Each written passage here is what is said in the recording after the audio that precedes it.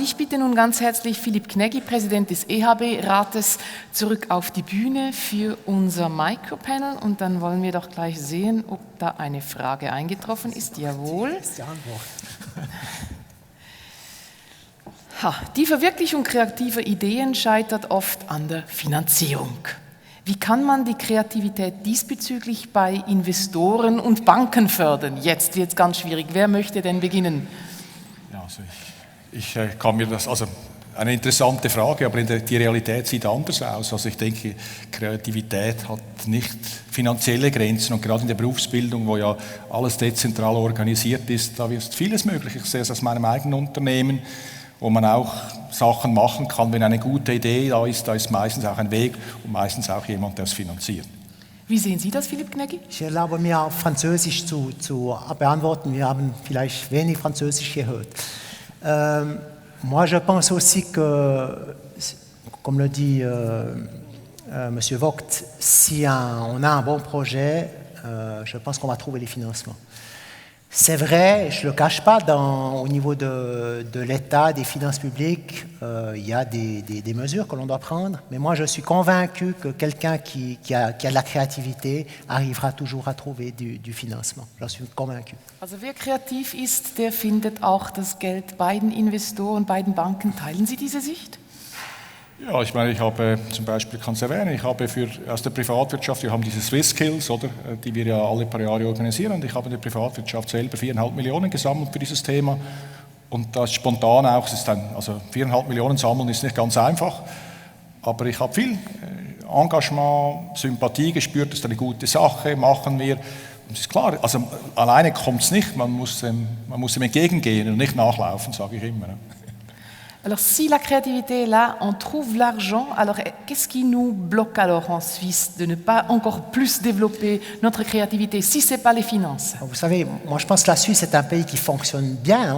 On est souvent critique vis-à-vis de la Suisse. Le professeur Esser l'a dit. On a des conditions qui sont bonnes. On a un taux de chômage qui est très très bas, un taux d'inflation qui n'existe pas. Donc des bonnes conditions. Je crois qu'il faut être aussi fier de notre pays. Le pays fonctionne bien, on peut toujours améliorer. J'aimerais dire quand même qu'aujourd'hui, dans le panel, comme vous l'appelez, dans les conférenciers, on n'a pas que des gens des pouvoirs publics. On a aussi des gens qui viennent du privé. Donc je crois que l'EAB est un mélange entre différentes institutions et on essaye aussi d'avoir des gens qui viennent du privé, qui s'investissent, comme M. Vogt ou d'autres personnes. Et les gens, je vous le dis, les gens du secteur privé s'investissent énormément pour l'EAB. Je les remercie, ce n'est pas pour vous faire un compliment, mais je pense que les gens de l'industrie, du privé, s'investissent beaucoup pour notre institution. Also verstehe ich richtig, wir sind kreativ in diesem Land, wir finden das Geld auch, wenn wir kreativ sind, also eigentlich können wir uns zurücklehnen.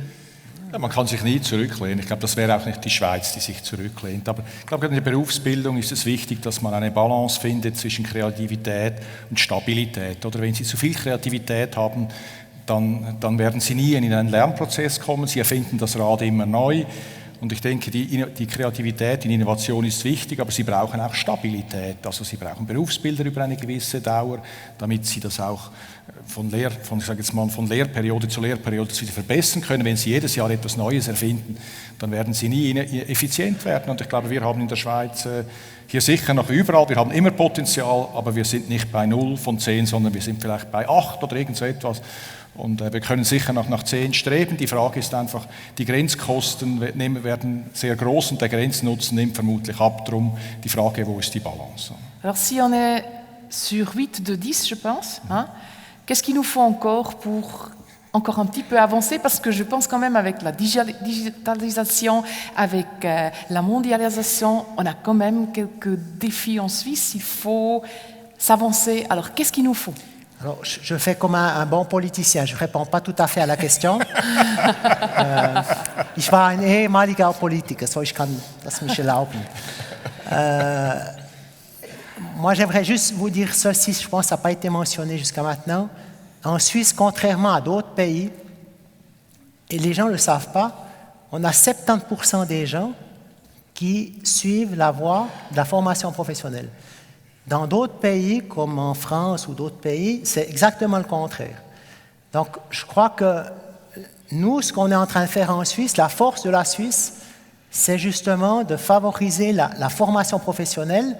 Et le grand avantage aussi de notre pays par rapport à d'autres, c'est qu'on ne s'arrête pas à l'EF7, mais on a aussi donné la possibilité à des gens qui ont fait l'EF7, le CFC, de continuer à se perfectionner. Et ça, je pense, c'est une immense, immense force de la Suisse et on doit continuer dans cette direction et c'est ce qui crée les emplois en Suisse. Darf man so weit gehen und in der Schweiz sagen, die wahren Innovationstreiber, das sind nicht die Uni-Absolventinnen und Absolventen, sondern das sind eigentlich die Leute, die aus der Berufslehre ihren Weg gehen? Nein, das würde ich nicht so sagen. Ich glaube, die Stärke der Schweiz ist der Verbund dieser akademischen und dieser Berufsbildung. Oder? Ich meine, einen Prototypen zeichnen und entwickeln ist eines, ihn dann zu bauen, dass er funktioniert, ist etwas anderes. Und das können die einen, können es nicht ohne die anderen. Und ich denke, ich finde es nicht sehr sinnvoll, wenn wir das eine gegen das andere ausspielen, sondern wir brauchen Exzellenz in der Berufsbildung, wir brauchen Exzellenz in der akademischen Verbindung und das Schlimmste, was wir machen können, das vermischen. Aus den Akademikern Praktiker machen und aus den Praktikern Akademikern, das funktioniert nicht und das wird in der Schweiz nie funktionieren. Also es braucht nicht eine Vermischung, sondern eine wahre Inklusion, auch hier wieder von... Eine Schärfung der Profile und nicht eine Vermischung. Herzlichen Dank, Valentin Vogt und Philipp Gneggi. Merci.